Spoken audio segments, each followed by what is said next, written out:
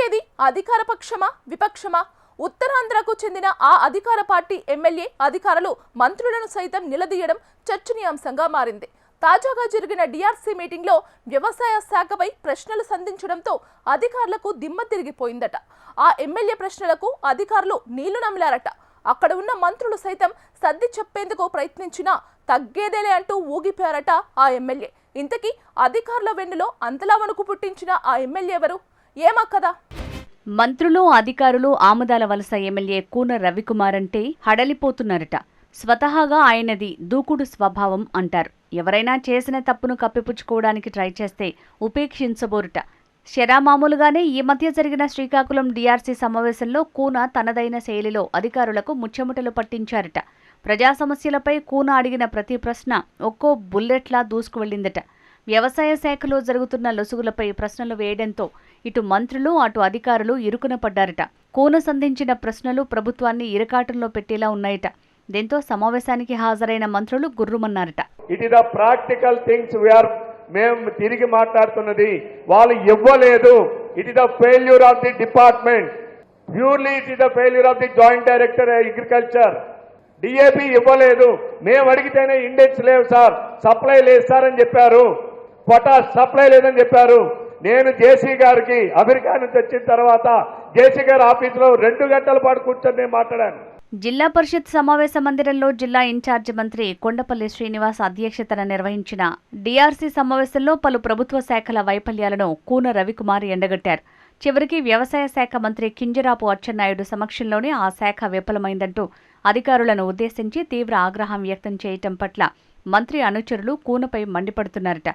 ఉన్నమాటంటే ఉలికెక్కువ అంటూ కూన అనుచరులు కామెంట్ చేస్తున్నారట.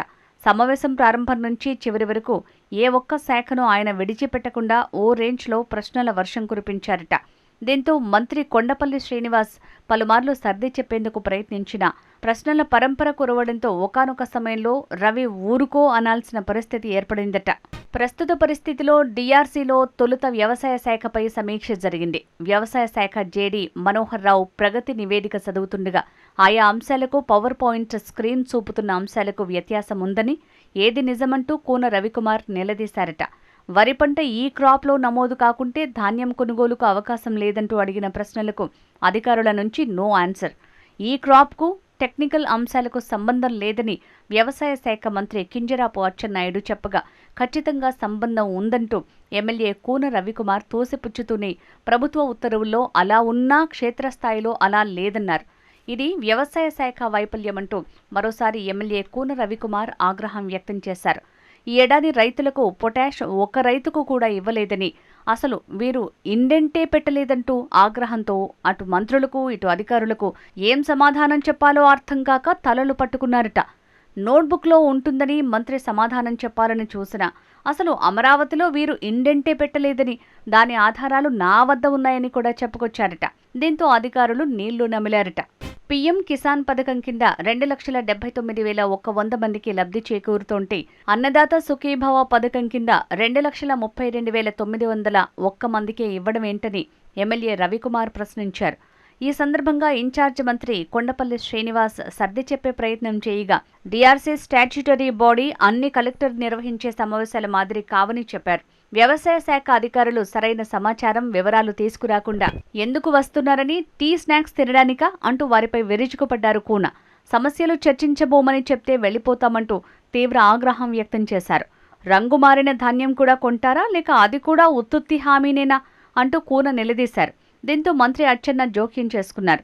చిన్న గింజ కూడా కొనాలి, అలాగే ప్రతి రైతు ఎంత పంట పండిస్తే అంతా రాయండి, అంతేగాని మీరు రోడ్డు మీద ఉండి రైతులకు అన్యాయం చేయొద్దంటూ మంత్రి అచ్చెన్న చెప్పడంతో గొడవ సద్దుమణిగింది. డిఆర్సీ మీటింగ్ అధికార ఎమ్మెల్యే రవికుమార్ ఇలా అధికారుల్ని మంత్రుల్ని పిన్ టు పిన్ నిలదీయటం జిల్లాలో హాట్ టాపిక్గా మారింది. అయినా కొన్ని విషయాల్లో చూసి చూడనట్టు పోవాలంటూ అధికారులు గుసగుసలాడుతున్నారట.